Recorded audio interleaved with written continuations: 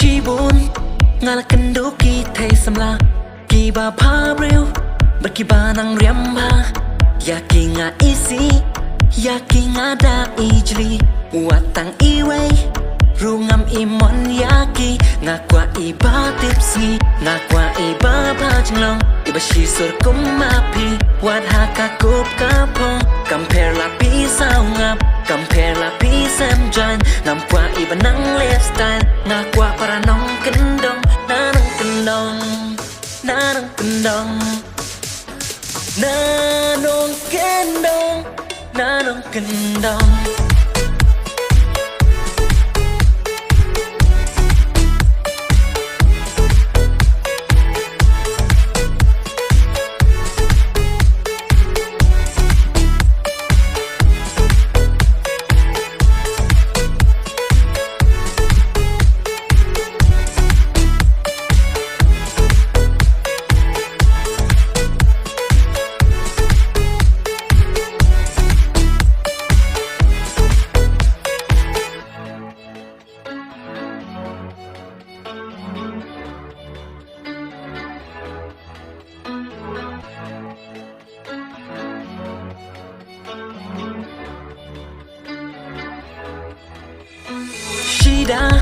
Ha jing ya lang samla na jngai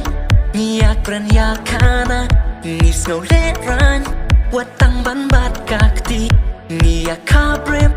wat ha bay ya kdop ye wala katangi hon wala katangi kman wala ni ya kendo sam siena ka chisnam ola na line yong la na lingkot ne trong ni hun ha bangi yong para na nong kendong na nong kendong na nong kendong na nong kendong na nong kendong.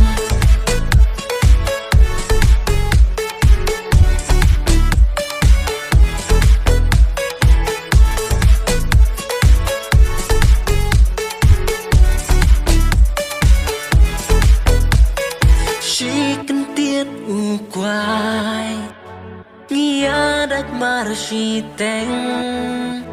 kum kadak jing ya e kadak jing ya pens kam ngam kwa na we na a nga kwa ibarash nong da kung na kung noru hun hi para nong kendo nga kwa iba bajnglong iba shi sur kumapi wat haka kop kapong compare la pi sao ngap compare la pi sem jan ngam kwa iba nang lifestyle nga kwa para nong kendong na nong kendong na nong kendong.